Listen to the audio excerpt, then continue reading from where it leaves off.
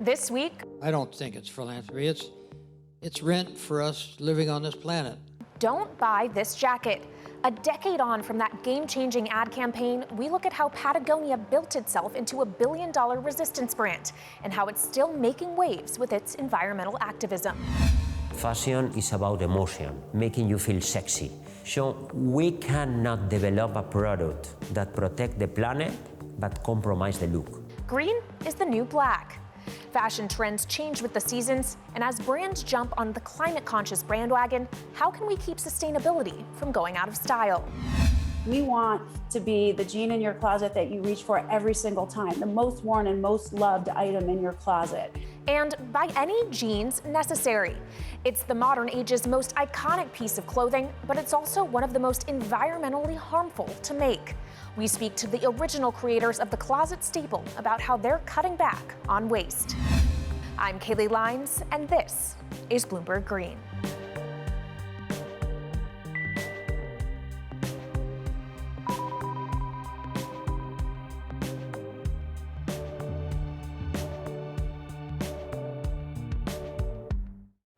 The fashion industry is one of the world's least sustainable.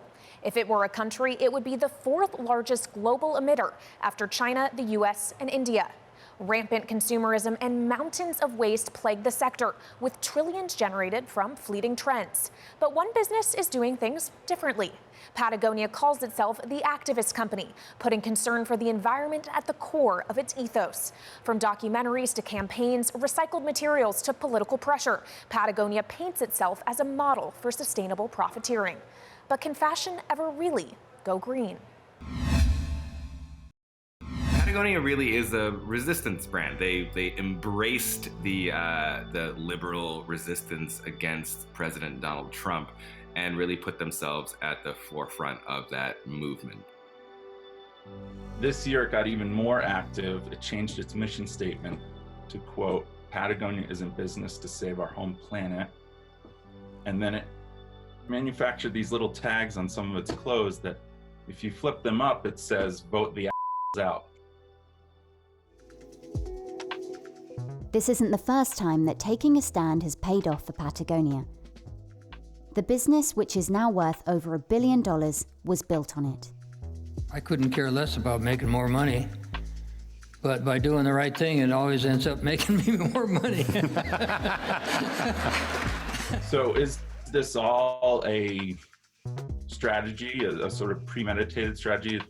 Who knows? I mean, Jeanard's been very vocal from the start and makes no bones about, he calls himself a dirtbag climber and an accidental entrepreneur. So I don't think he's fudging this, but what's important is that it's sort of a textbook marriage of philanthropy and profit.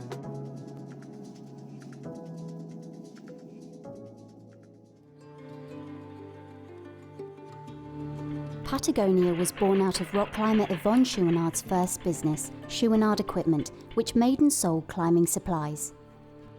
Yvonne Chouinard was a blacksmith in the 50s, and he started selling climbing gear out of the back of his car that was less harmful to rock faces. This is sort of the origin story of the company. It's called itself the activist company, not a activist company.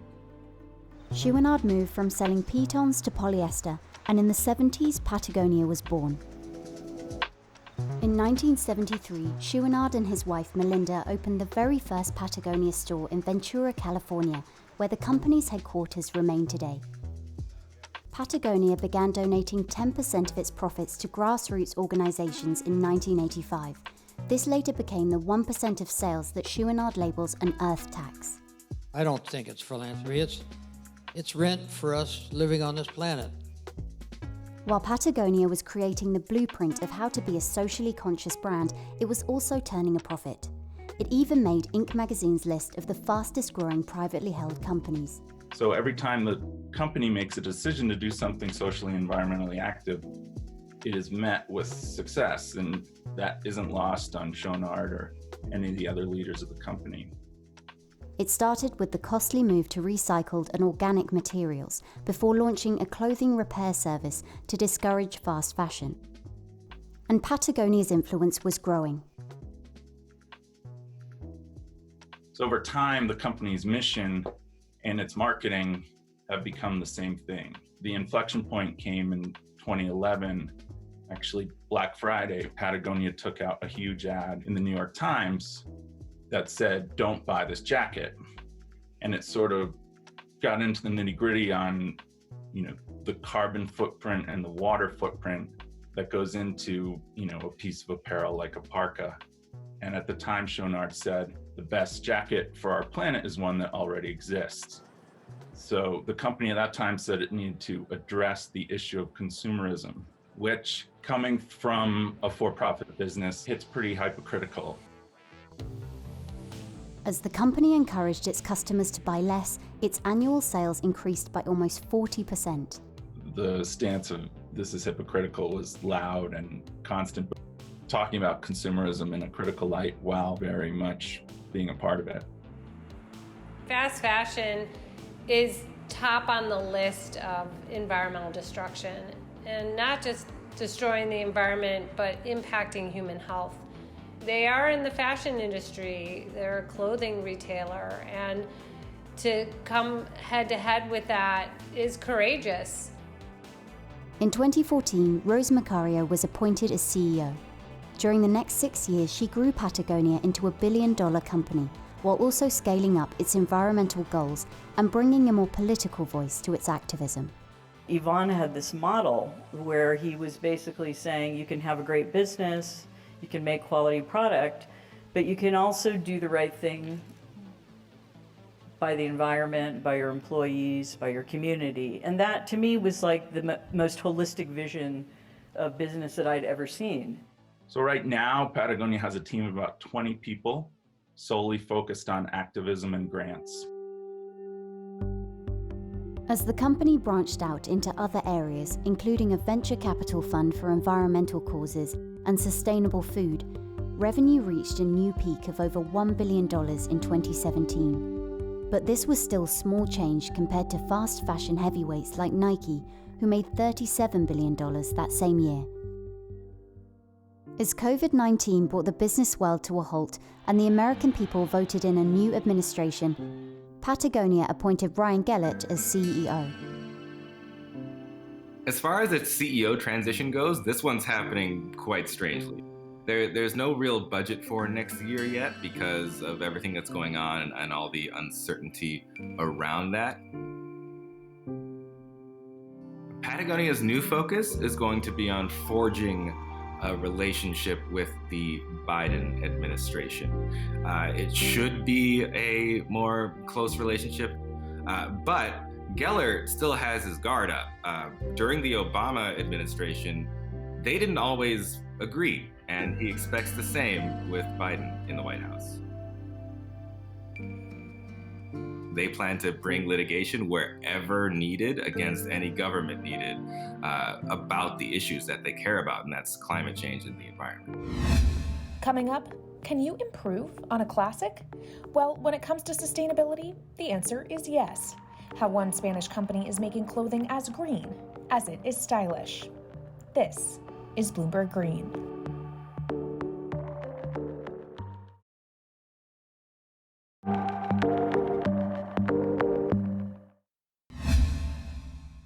This is Bloomberg Green. I'm Jennifer Zabasaja in New York with your Green Brief.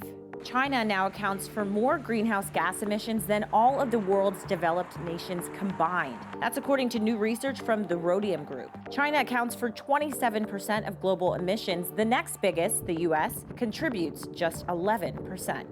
Europe is planning to clamp down on air and water pollution. According to documents seen by Bloomberg, the bloc wants to cut all harmful contamination by 2050. The aim is to use the recovery fund to help steer the economy towards cleaner goods and services. And the UK is installing new technology to stop its green energy from going to waste. When it's really windy, too much electricity is being added to the power grid in one place. Now, so-called smart valves will automatically route the energy where there's extra capacity. Thanks, Jen. Well, the modern age's most iconic piece of clothing, a pair of jeans, is also one of the most environmentally harmful to make. Billions of pairs are sold every year, from stylishly distressed to faded vintage. Styles that look worn out from hours in the sun or repeated washing are almost never so. They've achieved that effect right off the production line, from toxic chemicals mixed with water. But what happens to that contaminated liquid? It's often dumped into rivers and oceans. Spanish entrepreneur Enrique Cia is trying to reduce that pollution. His company, Jeanologia, has produced production methods that cut as much as 90% of water from the process. Fashion is about emotion, making you feel sexy. So we cannot develop a product that protects the planet but compromise the look. I started Jeanologia 25 years ago. I come from a textile family. Denim jeans are the iconic garment. Everybody have a jeans in their wardrobe. To produce one jean, we contaminate 100 liters of water. 20% of the water that contaminates the river of the planet is coming from textile and apparel industry. But I decided to create the company to solve this problem. The first technology that we developed is laser. It's using the energy of a laser to distress the jeans, to reproduce the effect of the past of the time. Before, this was done with a lot of chemistry. The second technology, ozone, we are using the air to produce the stonewash look. And with both technologies together, we reduce 80% of the water consumption. But our ambition was zero waste. So then the third one is nanobubbles. In 1 centimeter, you have 1 million bubbles, and these bubbles, like a cloud, are transporting chemistry into the garments. And with that, we reduce the amount of water from 100 liters to only 10 liters. So then we decide to create H2O, and that works like a kind of backpack. Take the water, clean the water, and put the water into the system again. So the combinations of 4 technologies allowed us to produce jeans with zero water, zero waste, and without contaminating the rivers of our planet. Today, 35% of the jeans that are produced in the world use our technologies. Levi Strauss, Lee, Tommy Hilfiger, Calvin Klein, H&M, Dolce & Gabbana or DSL are using our technologies. In 2018, we create the first plant in the history of textiles in the desert of Nevada, in a place where water was not available, that don't use water and cannot contaminate water. It was unbelievable, the achievement of all our dreams.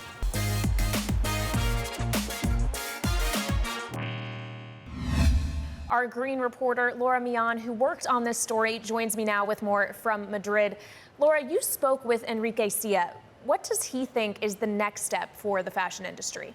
So after reducing the amount of water that goes into making a pair of jeans, the next step for the company, he says, is addressing waste from the fashion industry. So every year, about 15% of all clothes made in the world end up in landfills. They're never used, they're never sold. And to address that, he says the fashion industry needs to change from fast fashion to what he calls accurate fashion. That means setting up urban factories in places close to consumers are, so that's big cities, for example.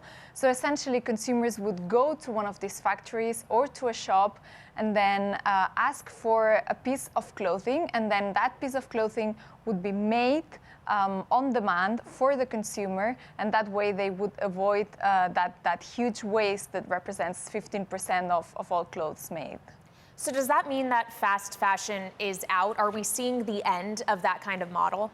There are some people that say that fast fashion needs to change to survive, and in some ways we are already seeing that, especially after the coronavirus pandemic. But there are some other people, especially researchers and environmental organizations that focus on fashion and on the environmental footprint of fashion, that say that yes, the fast fashion model is not sustainable from an environmental perspective. So for example, in past years, we have seen fast fashion companies reduce the carbon footprint for every piece of clothing, but actually their overall carbon footprint is going up every year just because they are making more clothes and they are selling more clothes every year. Laura, you mentioned the pandemic. 1 year later, how has it changed the industry? The pandemic has exacerbated some of the trends that we were already seeing among consumers before. So for example, from especially young people, Generation Y, Generation Z, they are more aware of the environmental impact of the clothes we use. So they will have a bigger focus on green clothing and the sourcing of that clothing and making sure it's produced ethically and so on than their older peers, and that's a trend that has increased since the pandemic. Our many thanks to our Bloomberg Green reporter in Madrid, Laura Meon. Coming up, how do we make sustainability as essential to business as a pair of jeans is to any closet? We speak with one of the big brands using Jeanologia's technology to produce their eco-conscious clothing. This is Bloomberg Green.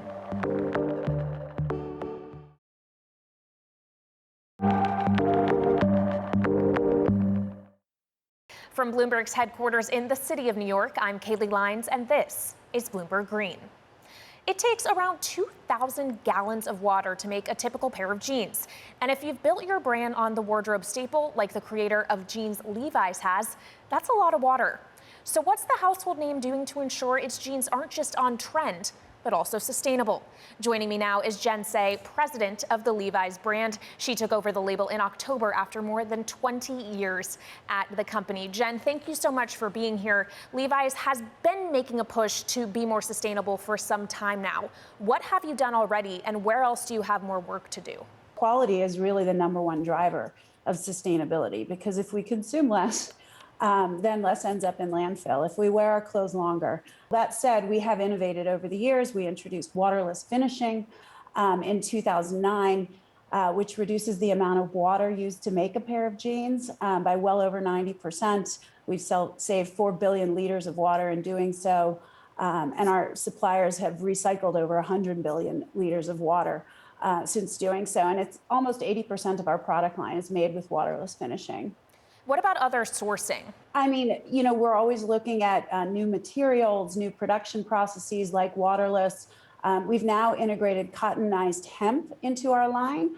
Hemp uses far less water and fewer chemicals than cotton does, and it's well integrated into our line. We launched it about a year ago. And so that's something we're also looking to expand. We've recently introduced a RenewCell into some of our products, which is made to be recyclable, those products, and it's made with circularity from the get-go, and we're always looking to innovate further. You are leading the latest sustainability campaign, and it's centered around this whole idea of buy better, wear longer. Is that basically the focal point of your sustainability push, just more durable product? And if so, how is that a good business decision if it means you sell less? Buy better, wear longer is multifaceted. In terms of allowing us to grow our business, if we can appeal to more consumers with this message and more folks buy more consciously, we can still do the right thing while growing our business. Well, on that appealing to consumers part, are consumers, your customer base, pushing you to be more sustainable? Is that where a lot of this impetus comes from? We have observed with Gen Z in particular, more interest in secondhand than any prior generation. Younger generations always buy quite a bit of secondhand, but it's grown substantially. Gen Zs, 60% of them have bought something secondhand in the last year, which is a really remarkable number. They like secondhand for a couple of reasons. One, they feel they find something that's unique. They love the hunt. But it does have the side benefit of being more sustainable. Buying something that's already been worn, gently used, reduces CO2 impacts by 80%. So does more sustainable have to equate to more expensive? No, I don't think it always does. I mean, some more sustainable practices do cost more, but again, if you buy something you love and you keep it longer, you're spending less over time. And the fast fashion model obviously creates a lot of waste. Levi's, I know, is very centered around this idea of durability, but for the apparel industry at large to become truly sustainable, does fast fashion have to end? At the end of the day, if you are making products that are only able to be worn a few times, I mean, this is part of the issue. Women in America buy 92 items of clothing a year and wear each one on average less than 3 times. You know, we don't want that to be us. We want to be the jean in your closet that you reach for every single time, the most worn and most loved item in your closet. You know, and so I do think we all need to look differently at how we engage consumers and how we encourage them to purchase and how we sort of shift that consumption process, which has changed dramatically over the last 20 years, to something that looks a bit more like it did 2 decades ago, buying the things we love and living with them longer. All right, Jen Say, president of the Levi's brand, thank you so much. Take, make, use, dispose. For decades, that's been the standard approach to production and consumption. But as climate consciousness grows, consumers and businesses have realized that needs to change. Enter the circular economy, where we take, make, use, and reuse again and again. Some industries are forging ahead, but others like fashion still have a long way to go. According to the Ellen MacArthur Foundation, 97% of the materials used to make clothing are brand new, and 73% of those are incinerated or put into a landfill. Here's a look at how one of the world's biggest fashion brands is tackling that problem. The Swedish company Hennes & Mauritz, otherwise known as H&M, is a fashion behemoth. Global sales in 2020 were around $22.5 billion. The pandemic has hurt all retail, and 15% of H&M stores remain shut around the world. The company's response has been to cut brick-and-mortar expenses while increasing digitization and sustainability. Sustainability initiatives are not new to H&M. A garment recycling technology called Loop was opened to the public in October 2020. The system cleans and shreds garments, then spins them into new yarns. Some virgin materials are added in the process, but no water or chemicals are used, significantly lowering the environmental impact compared to producing garments from scratch. The program is small scale, handling just a few garments a week, but H&M hopes the display will inspire customers to take part in the company's other sustainability efforts. It's run a collection program since 2013, and the company claims it gathered close to 19,000 tons of clothes and textiles in 2020. It launched Found, an online seller for unsold clothes, and owns a majority share in secondhand clothing marketplace, Selfie. The big goal is to have all their products produced from recycled or other sustainably sourced materials by 2030, a standard which already applies to about 2/3 of what they use. And H&M aims to increase the proportion to 30% by 2025. To finance this, H&M issued a sustainability-linked bond of €500 million, with CEO Helena Helmersson describing demand for the bond as evidence of the financial market's confidence in the company's direction. H&M says its size can help push new innovations and upscale existing technologies to get to its target, and that recycling is only one piece of the puzzle. It's unclear if efforts like these will attract and engage enough customers to inspire fashion to make environmental reforms. Around 70% of the industry's emissions come from material production, preparation, and processing, while about 75% of discarded clothes get burned or end up in landfills. Pandemics hurt bottom lines, but so does climate change. How players from fast fashion all the way to haute couture react to these pressures will determine who sticks around to outfit the next cool look of the future. So from designer brands to fast fashion, technology is driving innovation in the green fashion space. That's it for this week's edition, but keep the conversation going. You can follow us on Twitter @Climate. I'm Kaylee Lines, and this is Bloomberg Green.